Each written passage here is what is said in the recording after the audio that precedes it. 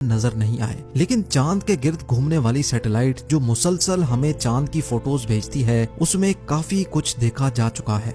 Alien researcher Scott सी wearing का मानना है कि नासा की तरफ से पब्लिश की जाने वाली चांद की फोटोज में ऐसे कई स्पॉट्स देखे गए हैं जहां अंडरग्राउंड एलियंस के होने का खदशा है।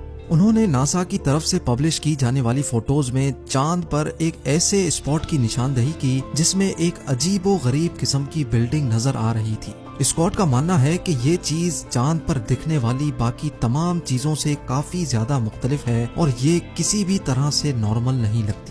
जब स्कॉट ने अपनी ये रिसर्च पब्लिश की तो उसके बाद जो हुआ वो यकीन करना मुश्किल था। चंद ही दिनों के बाद जब नासा ने चांद की फोटोज अपडेट की तो वो बिल्डिंग नुमा चीज वहां से गायब हो चुकी थी। स्कॉट का मानना है कि अगर चांद पे किसी भी किस्म की एक्टिविटी नहीं हो रही तो फिर ये बिल्डिंग नुमा चीज यहाँ से गायब कैसे हो गई। या तो नासा ने उस स्पॉट को एडिट करके छुपा दिया है या फिर वाकई चांद पर कोई न कोई एलियन एक्टिविटी हो रही है। बात सिर्फ चंद फोटोज में दिखने वाले स्ट्रक्चर्स की ही नहीं है। साइंटिस्ट को चांद की डार्क साइड पर, यानी वो साइड जो हमें अर्थ से नजर नहीं आती, वहाँ एक बहुत बड़ा एरिया मिला है जो चांद के बकाया हिस्से से काफी ज्यादा मुख्तलिफ है। देखने में तो ये एरिया सिर्फ डिफरेंट ही लग रहा था, लेकिन तहकीक के बाद जो मालूम पड़ा वो और भी ज्यादा हैरत अंगेज था। साइंटिस्ट का मानना है कि चांद का ये हिस्सा 43,000 स्क्वायर किलोमीटर जितना बड़ा है और ये उस मिट्टी से नहीं बना हुआ जो नील आर्मस्ट्रांग लेकर आया था, बल्कि ये एक मेटल से बना हुआ है।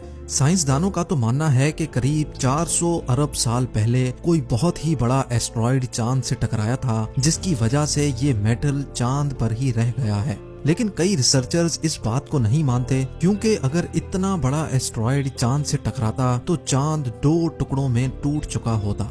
उनका मानना है कि मेटल से बना चांद का ये हिस्सा यहाँ मौजूद अंडरग्राउंड एलियन सिविलाइजेशन की निशानी भी हो सकती है। चांद से हटकर अगर मार्स की बात की जाए तो अभी तक हम 21 रोबोट्स मार्स पर भेज चुके हैं। मार्स, जिसको रेड प्लेनेट भी कहा जाता है, वो जमीन से करीब 40 करोड़ किलोमीटर दूर है। लेकिन सूरज के गिर्द चक्कर काटने के दौरान हर 2 सालों के बाद एक दिन ऐसा भी आता है जब मार्स अर्थ